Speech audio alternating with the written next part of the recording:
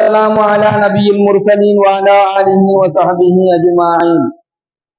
أعوذ بالله من الشيطان الرجيم بفضل بسم الله الرحمن الرحيم. ربنا ولا تحملنا ما لا طاقة لنا به واعف عنا.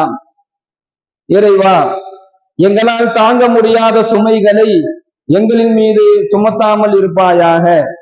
வஅஃபு அன்னா, இன்னும் எங்களை மன்னித்து அருள் புரிவாயாக.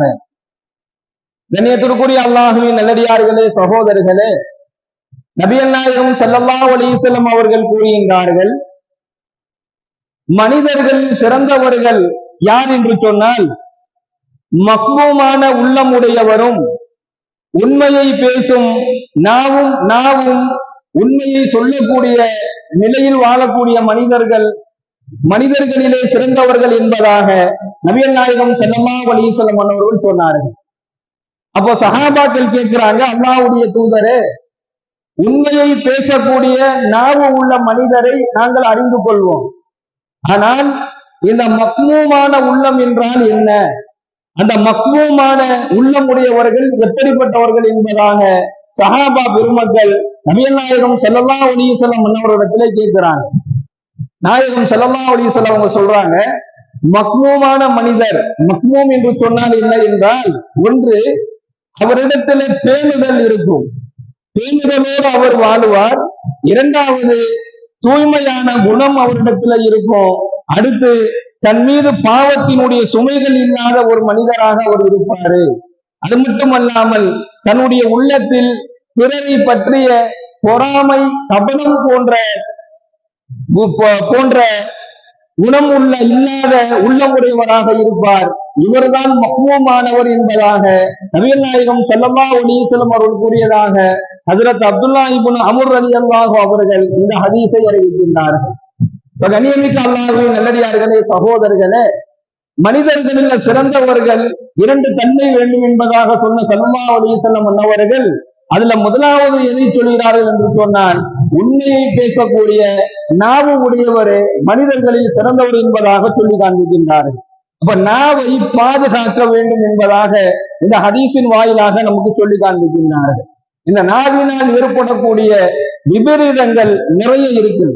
அதனாலதான் ஸல்லல்லாஹு அலைஹி வஸல்லம் அவங்க சொல்றாங்க, இரண்டு உடலுக்கு மத்தியில் இருக்கக்கூடிய நாவை நீங்கள் பாதுகாத்துக் கொள்ளுங்கள் என்பதாக சொல்லுவார்கள்.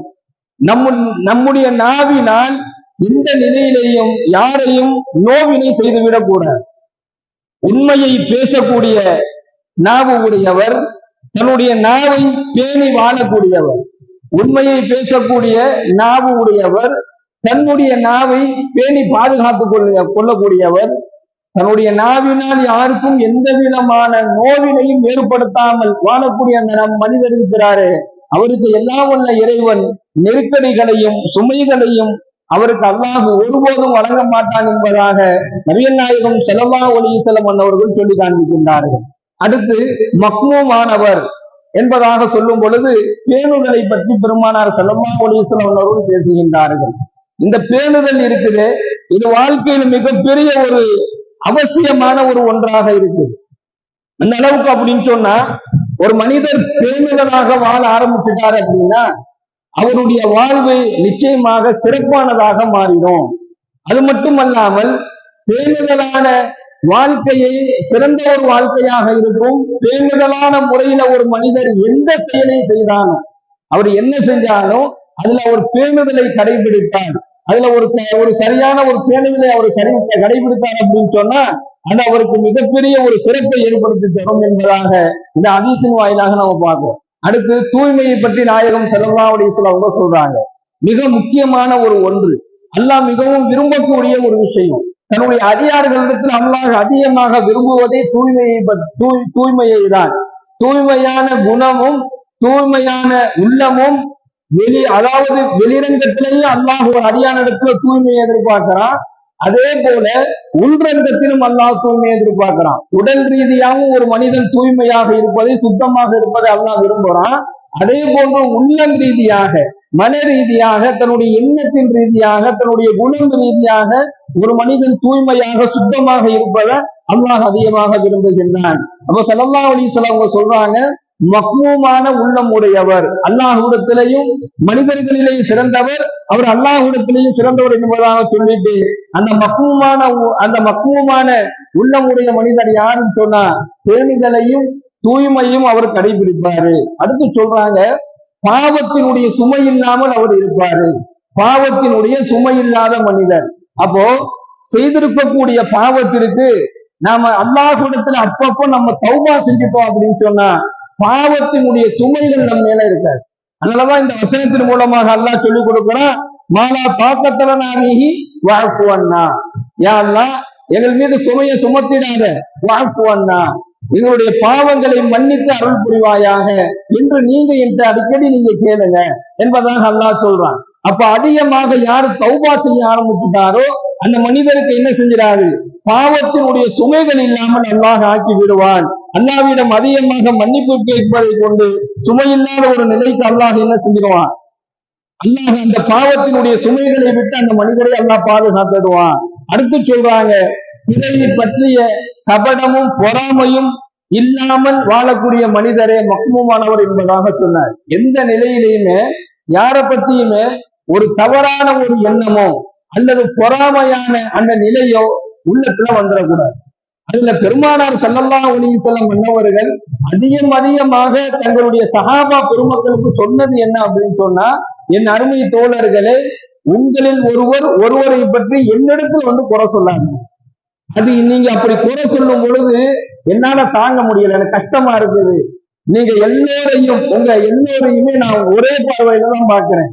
நீங்க ஒருத்தரை பத்தி குறை சொல்லும் பொழுது எனக்கு சங்கடத்தை ஏற்படுத்தும் என்பதாக நபிகள் நாயகம் ஸல்லல்லாஹு அலைஹி வஸல்லம் சொல்லி காண்பிப்பார்கள். அப்போ ஒருவரை பற்றிய கபடமும் பொறாமையும் இல்லாமல் வாழ்வது மக்மூமான உள்ளமுடையவர்.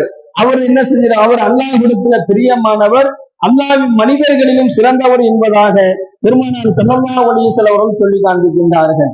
உண்மையை பேசும் நாவு உடையவரும் இந்த மக்மூமான உள்ளம் உடையவரும் அல்லாஹ்விடத்துல கையேந்தினாருன்னு சொன்னா அவர் எதை அல்லாஹ்ட்ட கேட்கிறாரோ அதை அல்லாஹு தஆலா அவருக்கு வழங்கி விடுகின்றான். நெருக்கடிகளை விட்டும் சுமைகளை விட்டும் என்ன செஞ்சிருவான், அல்லாஹ் அவரை பாதுகாக்கிறான் என்பதாக இந்த ஹதீஸின் வாயிலாக நாம் விளங்கிக் கொள்ள முடிகிறது. இரண்டாவது, பெருமானார் ஸல்லல்லாஹு அலைஹி வஸல்லம் அவர்கள் சொல்லி காண்பிக்கின்றார்கள், அல்லாஹ்வினுடைய நற்செய்தியை பெறக்கூடிய மனிதர். அல்லாஹ் இவருக்கு நற்செய்தி அல்லாஹ் சொல்றான். அவர் யாரு அப்படின்னு சொன்னா, மன் பர்ர வாலிதைஹி தூபி லஹு ஸாதல்லாஹு ஃபீ உம்ரிஹி. மன் பர்ர வாலிதைஹி, எவர் தன்னுடைய பெற்றோருடன் நல்ல முறையில் நடந்து கொள்கின்றாரோ அவருக்கு ஒரு நற்செய்தி உண்டு. என்ன நற்செய்தி அப்படின்னு சொன்னா, ஸாதல்லாஹு ஃபீ உம்ரிஹி, அல்லாஹ் அவருடைய ஆயுளை அதிகரித்து விட்டான் என்கின்ற நற்செய்தி அவருக்கு உண்டு என்பதாக நபிகள் நாயகம் ஸல்லல்லாஹு அலைஹி வஸல்லம் அவர்கள் கூறிய இந்த ஹதீஸை ஹஜ்ரத் முஆத் ரலியல்லாஹு அவர்கள் அறிவிக்கின்றார்கள். யாரு தன்னுடைய பெற்றோர்களிடத்துல அழகிய முறையில் நடந்து கொள்கின்றாரோ, யாரு தன்னுடைய பெற்றோர்களிடத்துல நல்ல பேச்சுகளை பேசுறாரோ, யாரு தன்னுடைய பெற்றோர்களிடத்துல அன்பு காட்டுகின்றாரோ, மரியாதை செலுத்துகின்றாரோ, அவர்களை நேசிக்கின்றாரோ, இவருக்கு ஸாதல்லாஹு ஃபீ உம்ரிஹி, அவருடைய ஆயுள் அல்லாஹ் அதிகப்படுத்துகிறான். அவருடைய ஆயுளை அல்லாஹ் அதிகப்படுத்துகிறான். வீணான நோய் நொடிகளை விட்டு, சிரமங்கள் தரக்கூடிய நெருக்கடியான நோய் நொடிகளை விட்டு அவர் அல்லாஹ் பாதுகாக்கிறான். யாருக்கு? தன்னுடைய பெற்றோரிடத்துல அழகிய முறையில் நடந்து கொள்ளக்கூடிய பிள்ளைகள். எந்த அளவுக்கு ஸல்லல்லாஹு அலைஹி வஸல்லம் அவங்க சொல்றாங்கன்னா, உங்களுடைய தாய் தந்தையை நீங்கள் நேசிக்க வேண்டும் என்பதாக சொல்றாங்க. அவங்க மேல ஒரு பாசம் மட்டும் இருக்கக்கூடாது, நேசம் இருக்க வேண்டும். அவங்களுக்கு ஒரு மரியாதை செலுத்த வேண்டும். அவர்களுக்கு கண்ணியம் வழங்குவது அல்லாஹ்வுக்கு ரொம்ப பிடித்தமானது. அது மட்டும் அல்லாமல் ஒருவர் தன்னுடைய தாய் தந்தையர்களை அவர்களிடத்துல நல்ல பேச்சுகளை பேசுறாரோ, நல்ல உரையாடல், பெருமானார் ஸல்லல்லாஹு அலைஹி வஸல்லம் பேச சொல்றாங்க. பெற்றோர்களிடத்துல நீங்கள் அதிகமாக பேசுங்க. உங்களுடைய பெற்றோர்கள்ல ஒருவரையோ அல்லது இருவரையோ நீங்கள் பெற்றுக்கொண்டாலும் அவங்கள்ட்ட என்ன செய்ய, நீங்க பேசணும். அவங்கள்ட்ட நல்ல பேச்சுகளை நீங்க பேசுங்க.